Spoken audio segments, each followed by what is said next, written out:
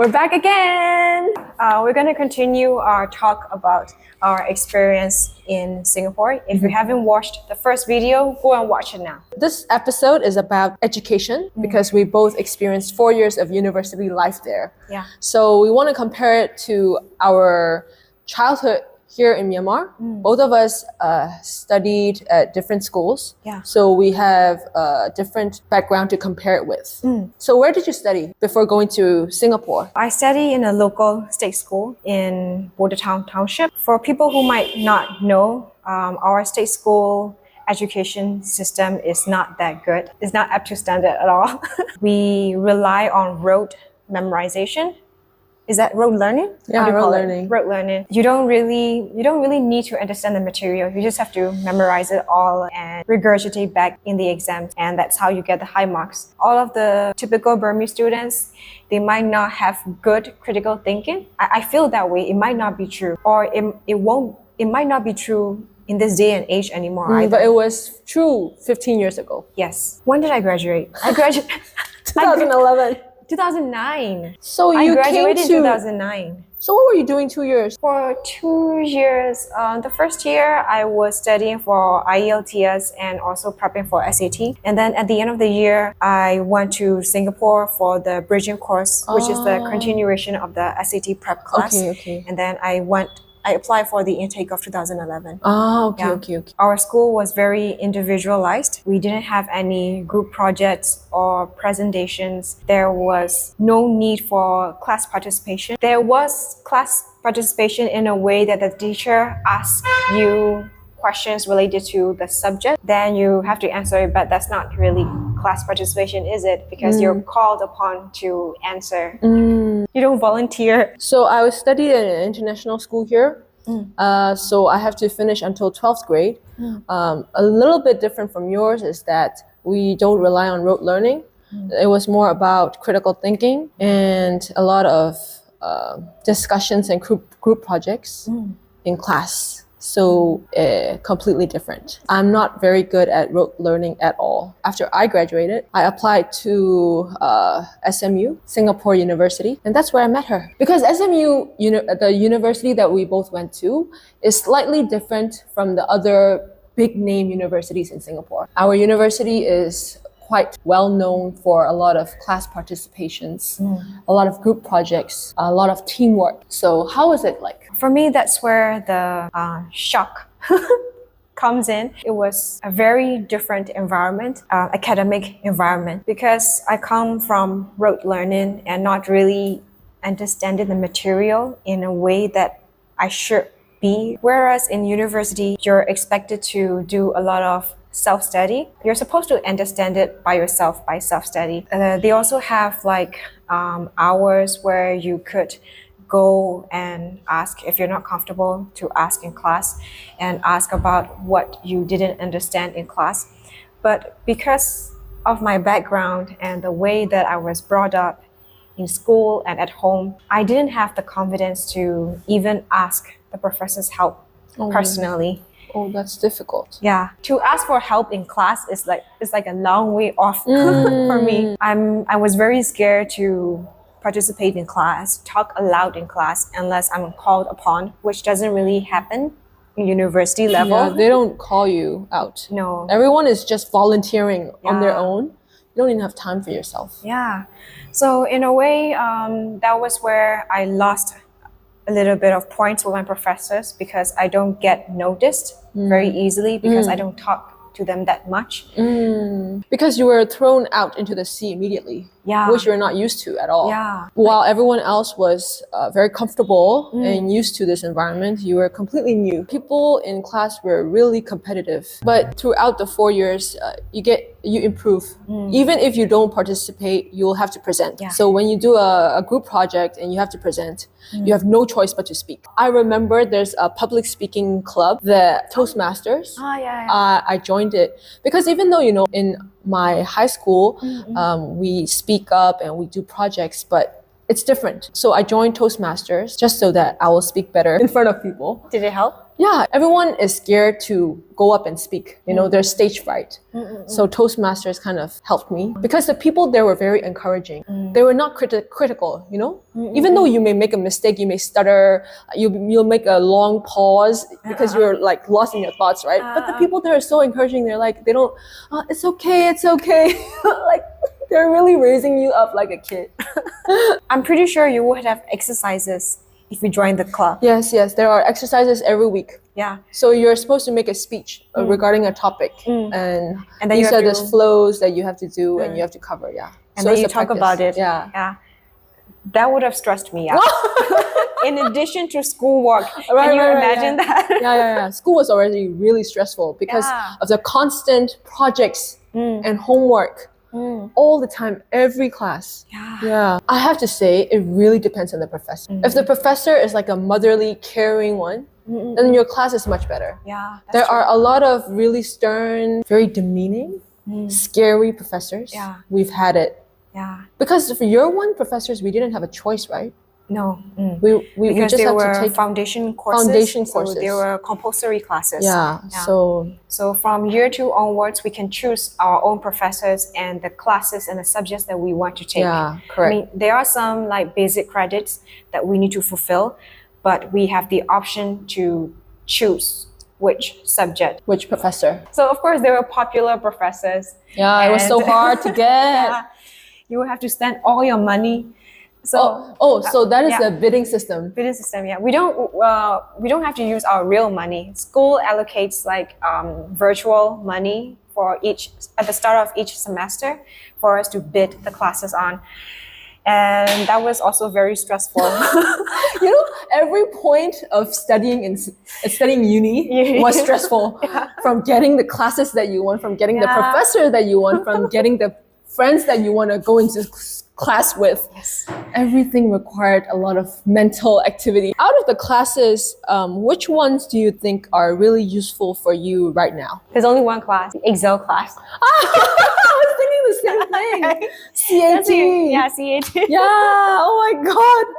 It was hell, but it's the most useful because we have to use Excel a lot. In our current calculations. I don't know why we were taking other classes. It's so useless. Oh, because you said that it's so useless, we should explain our majors.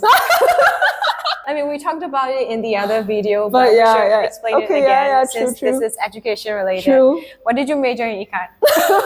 Marketing. I majored in finance and psychology, but I only took finance especially because our university was popular for finance. Yeah. I thought that I couldn't learn finance in any other way.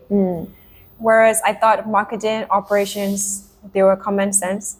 So I didn't take them at all. How could you say that? But it is true though, now that I think about it, you know? Oh, finance is the best, how do you call it? The most popular course in SMU.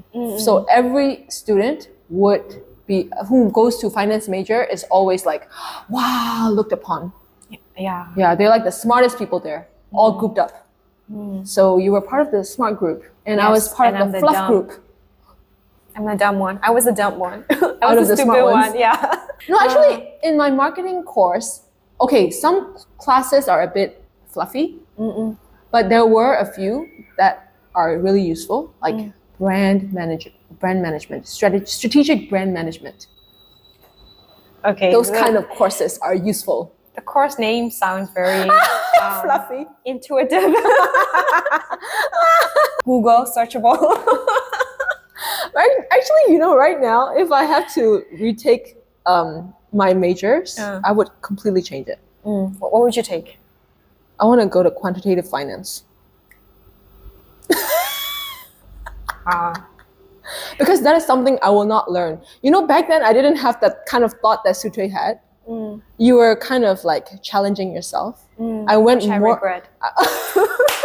I went more for the easy route because I related more. When we were taking all the 101s, we got to experience the courses And based on those experiences, I chose Marketing. Yeah. We were going into university to learn about the subject, but I was totally wrong. In university, especially in finance, it's all about self-study and real-life experience. In classes, I was taught about how to read financial reports and how to analyze the trends, but real-life trading, you don't really learn about it in class. You have to do it on your own outside. And as an international student, I feel that was where I lacked. I didn't know how to go about doing it, and because I had limited access to like banking and other financial Instruments.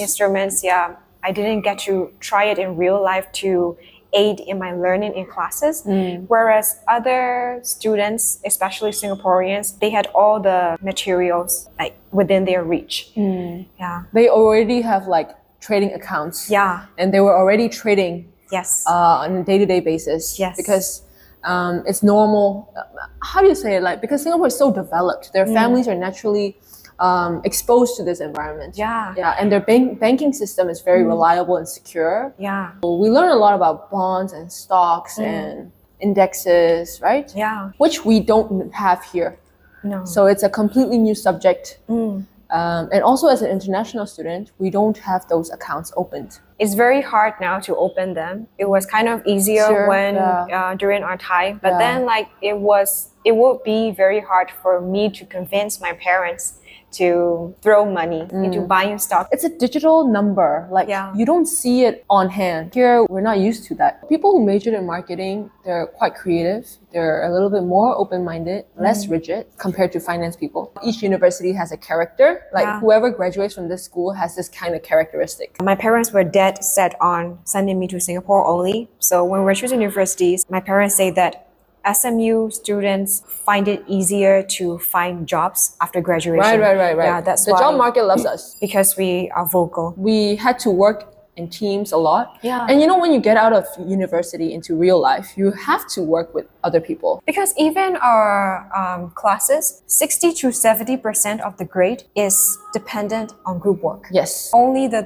remaining 30% is in individuals, exams. Back then, I didn't really know the value of each class and why they were in that way. I mean, SMU has always kind of brainwashed us thinking so that we think that it's beneficial for us, but it is really useful. But then, like, I feel that, with time and maturity, you will eventually become that. Yeah. But it was like a fast course. Yeah. Like, come on, you can do this. Even if you were really good at speaking up, even if you were good with people, there is still stress to perform well. Some people do it very naturally because they don't have to think that much about speaking up. For me, even if I know the material well enough, I still have to find the courage to speak out loud. Because I'm an introvert through and through. It was very hard for me. Even now, if I take any personality tests, I'm still an I. It will never change for sure. I can't even be an ambivert. Aren't you a little bit closer to the middle though? A little bit? No. I mean, I can try. Act. I can pretend. Yeah, I know what you mean. Like this, I can pretend. Yeah. I can keep up for like a few hours, but this would drain me. Right now, I only meet Ikai once a week. Because every week we will film and I would have used up all my energy and I'm done for the week. Because you talked so much that you saved up for the whole week. You mentioned you went for exchange. Yeah. So how did you find where did you go for exchange? And how did you find the learning experience compared to Singapore learning experience? Oh, completely different. So I applied to a school in Europe. So I was searching for schools in Europe, and then I went to the one in Paris. It's a business school too. Because we are a business school, so we are naturally linked to all the business schools around the world. The only reason I wanted Europe was because if I don't go there during that time, I don't think I will be able to travel to Europe, on my leisure time and go around all the countries.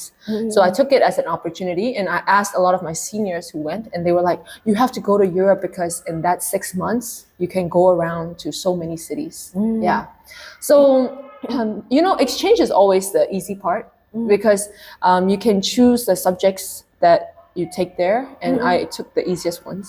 Like one of them was about wine marketing. Because I'm in marketing, it was really easy classes, and the vibe is different because when I went there, I met a lot of other international students. They were also studying like exchange students like me.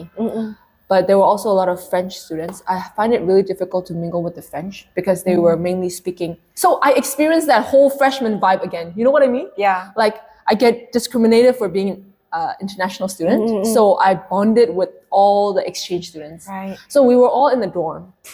And all the dorm flatmates were all like international students from Japan, China, Korea, some of them from my school. Yeah. So whenever it's weekend, we just go to a city.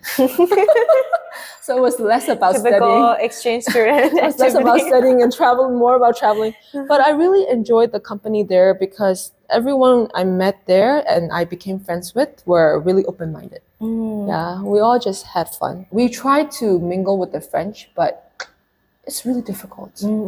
The language. Like even though we were speaking English, it's different. Yeah, because they would probably speak French, right? Yeah. Wait, is English used in the classes? Yes. Oh, okay. So it's an English-speaking university. So the subjects, it depends on which subjects you get. Okay. There are French classes and there are classes in English. I see. You have a hard time mingling with the French. local. When we went to Singapore, our freshman year, we had a hard time mingling with the Singaporeans. Yeah. Not only that, they don't like some international students. For instance, they don't like mainland Chinese. The mainland Chinese always say that Singaporeans forget their roots. So the Singaporeans don't like the mainland Chinese because they have a hard time communicating with them because most of the Chinese, their English is not that good. Also, the Singaporeans hate exchange students. Because they don't work. Yeah. Yeah. Because the exchange students, like Ikai, they're there to travel. They come to Singapore and then they take easy classes and they will be going to another country during the weekends. Yeah. So they're never there for the group project. Yeah. And as we said, our university has a lot of group projects, so we have to meet during the weekend. Every free period, there will be a meeting with our group for our group projects. And exchange students are never there. Did you have exchange students in your class, in your groups? So one time, it was a very horrible experience for me. One time, one finance class, I missed the first class. I went into the second class and I found that groups are already formed. Oh, by the second class? By the second class. Oh. Yeah, apparently the professor moved fast. And after the first class, he said, already just divide yourself into groups because group work will be starting soon. And there was only one group left with 4 foreign exchange students. Oh, nightmare! Oh my God! So I had to join them.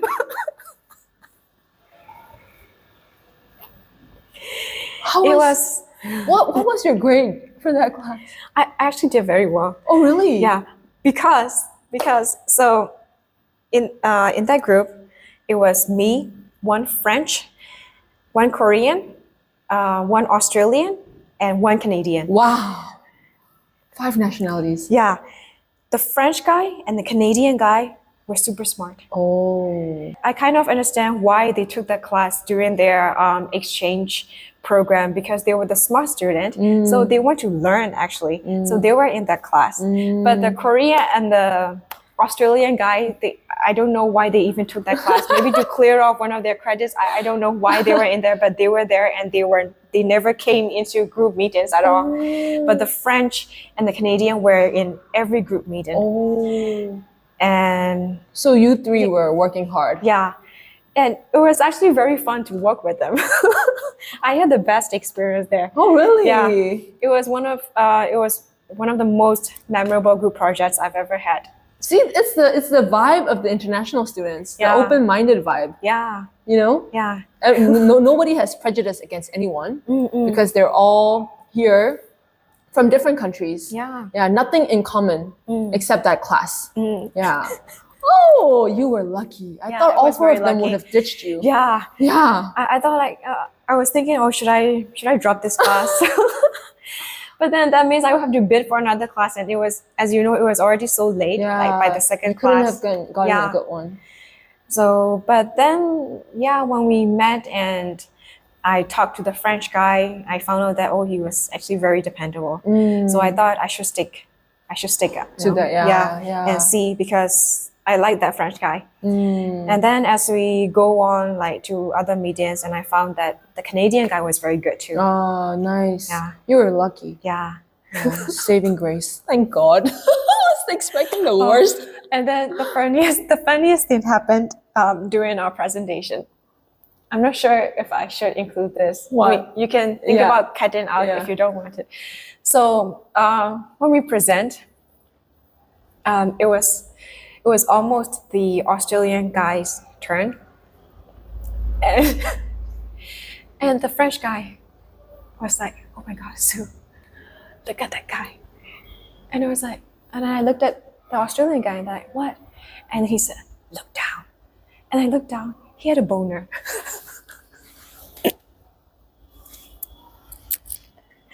I think he was like too nervous. Oh my God.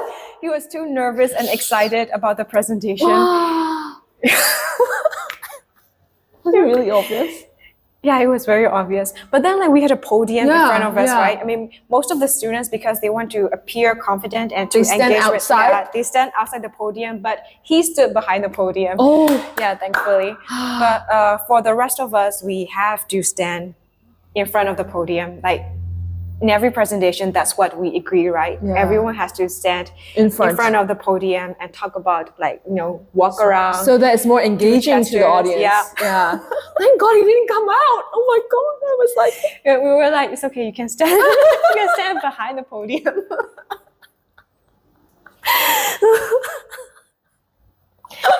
Yeah, it was quite an adventure. That's why it was with all of memorable. them. Yeah, that was memorable. that reminds me of all the group presentations that we have to do. Mm. Like everyone will fight over the sequence of who will present first, Yeah. who will present last, who will take over the Q&A sessions. Yes. Ah. I mean, just talking about this is making me stressed. Making me relive all those memories. Actually, why are we talking about this subject that we have tried so hard to, let go of? I just hope that some people who are thinking of studying in Singapore or studying in somewhere else will find some solace from listening to this, that they're not alone, that they're feeling all of this. Do you feel that you benefited a lot from university education? Yeah, I think that's like a very rhetorical question. If it wasn't beneficial, I would have wasted my 4 years. Hello. Although it is stressful in a lot of ways, I have become this person because of university. Like I learned to speak up, I learned to express my thoughts more logically. There were a lot of challenges that makes me do the uncomfortable things. It's not about the courses that you take in university that is directly applicable to what you're doing right now, because whatever you major in may not be what you work with. Yeah. It's more about the how do you call it, social relationships. And the principle that you put into like doing you these solve, classes. Yeah, how do you solve problems Yeah. with people, and how do you solve problems that are presented to you as a group project, or how do you approach difficulties? Yeah. Those kind of how do you call it, emotional intelligence, interpersonal relationships. How do you steer that? Yeah. Is Because what we learned. we're not always like researching and doing papers on our own. Yeah. We have to do it with other people. Yeah, And so- then present it to other people. More people. I'm just so tired of people already.